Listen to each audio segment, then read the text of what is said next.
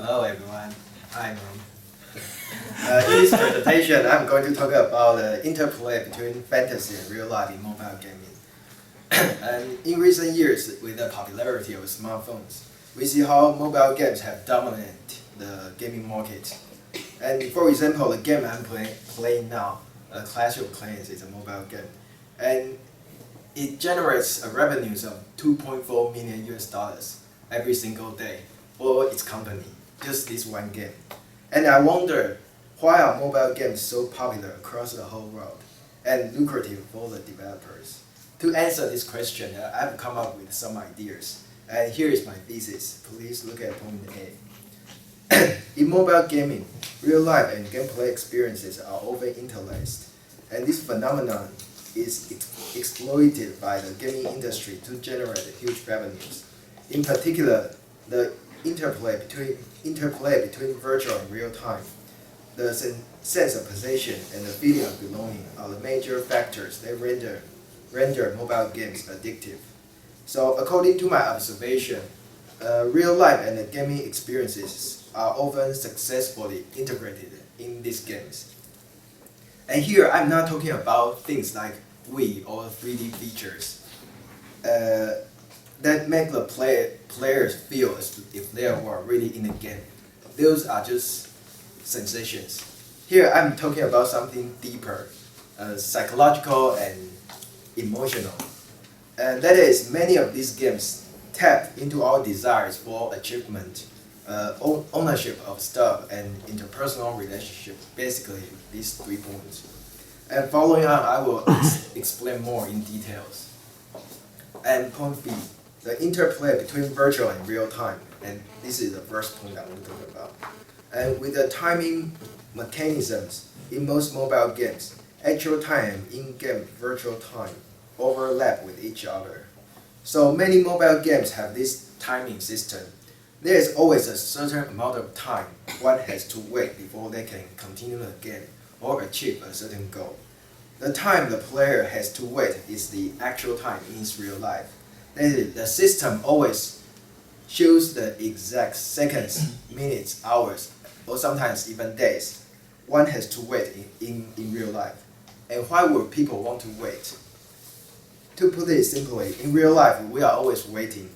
Waiting for the job to be done, waiting for the class to be over, and wait for the bus to come.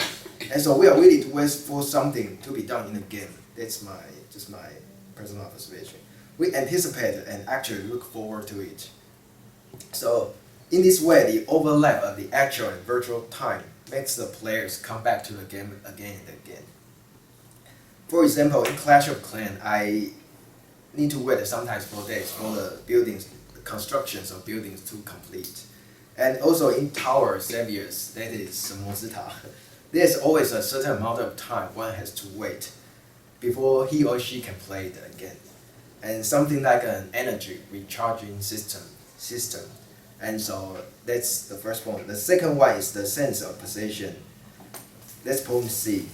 Lacking a substantial story background or exciting features. Many mobile games are really just about getting and owning virtual stuff. And so, if you have ever played one mobile games, you will notice that the gameplay in most of these games are simple and repetitive. For example, Candy Crush is just about moving the candies around, and that's it, to complete the puzzles. I don't get it. And this game, these games either have none or very little story background behind them, unlike Dungeons and Dragons, which I suppose are full of stories, rules, and drama. So the sole purpose of mobile gaming is more often than not to own something unreal, and yet you just want to have it. This desire for ownership has actually made me spend thousands of dollars on the game I'm playing right now. For example, in Tower of Saviors, there are these cars, these evil cars one can collect. The players will never be able to hold the cars in their hands, but how much money 神魔之塔 has made from these cars that never even exist. People discuss and show off these cars, these imaginary possessions to their friends, and this leads us to the final point, point D, the feeling of belonging. The guild system in mobile game allows the gamers to interact and compete with their fellow players in real time. And I think this point is very easy to understand.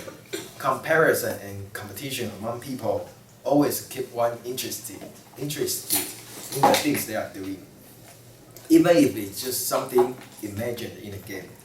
And I don't have much time, so I will just jump to the conclusion.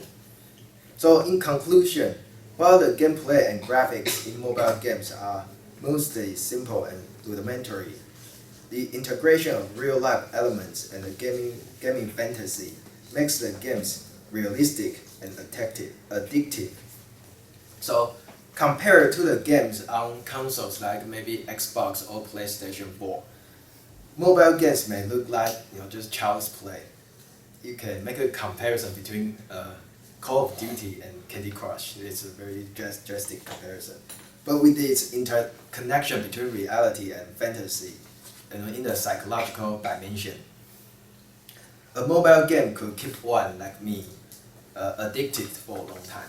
And that's all. Thanks for your attention.